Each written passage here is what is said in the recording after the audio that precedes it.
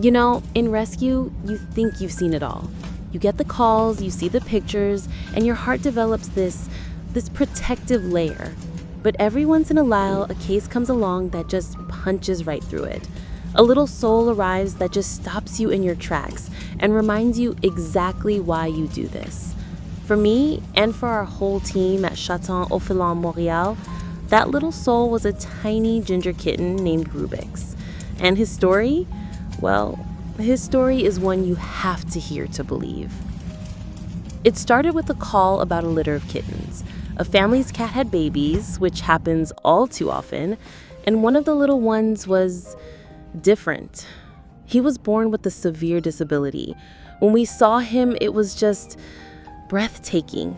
His two little back legs were completely twisted around, a full 180 degrees. His paws were facing the wrong way. He was only a couple of months old, just a tiny puffball of orange fur, and the family felt they couldn't give him the life he would need. They surrendered him to us, hoping we could give him a chance. We, of course, said yes. We asked if we could take the mom and the other kittens too, so we could get them all spayed and neutered and find them responsible homes, but the family wanted to keep them. They did, however, let us take Rubik's little sister, who we named Boo, so he wouldn't be all alone on his journey. And when they arrived, this tiny little pair, we got our first real look at the challenge ahead. Little Rubik's moved around by dragging his body with his front legs, kind of scooting along on his back knees. It was just heartbreaking to watch. The little guy's twisted legs were just along for the ride. But here's the thing about kittens. They are pure, resilient spirit. Rubik's had no idea he was different. He didn't know his legs were supposed to work another way. All he knew was that there were toys to chase and people to snuggle. At the clinic, while we were trying to figure out what to do, he was just batting out a feather wand, purring his little motor, completely charming everyone he met. He was so active, so full of life, so determined to play and explore despite everything. And that's when we knew we couldn't let him just be. The vets told us that as he grew, the problem would only get worse. The tension in his tendons would increase, causing him pain. The constant rubbing on his knees would lead to sores and infections. He wouldn't be able to live a normal, happy life. There was an option though, a very complex, very expensive orthopedic surgery. We were looking at a bill of around $3,000. It's a huge amount of money for a small rescue. But we looked at this tiny kitten with his bright eyes and his will to live, and there was no other choice. We had to give him that chance. We had to try. So we put out a call for help. We shared his story, his pictures, his little videos of him scooting around, and we just hoped.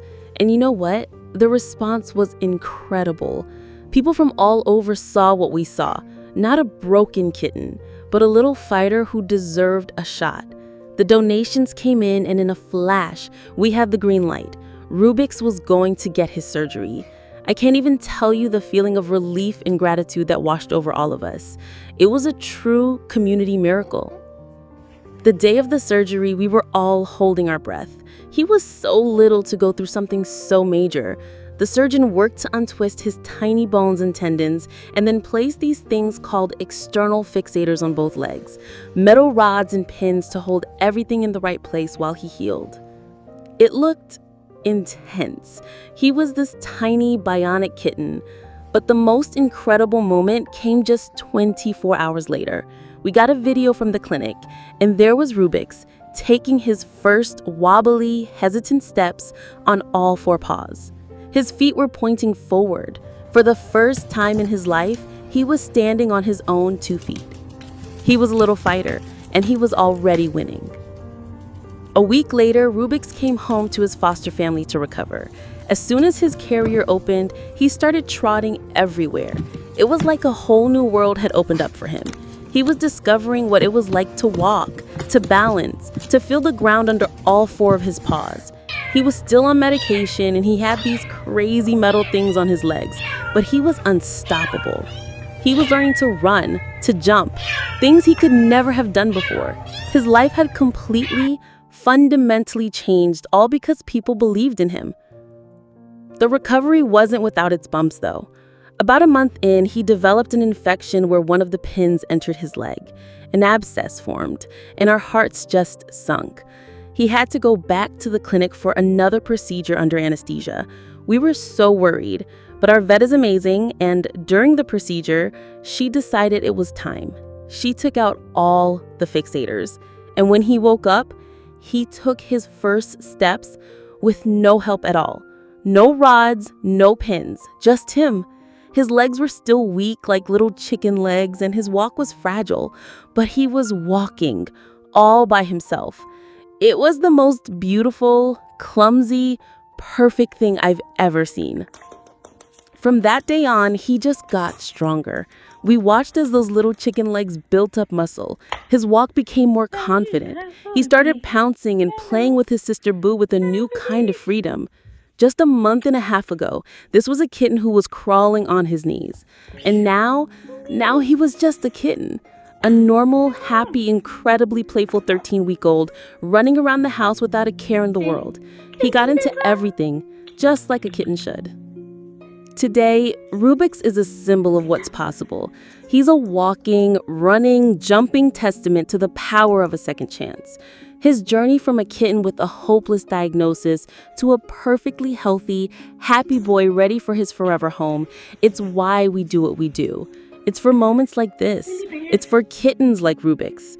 And it's all thanks to a community of people who opened their hearts to one little ginger kitten and gave him the world.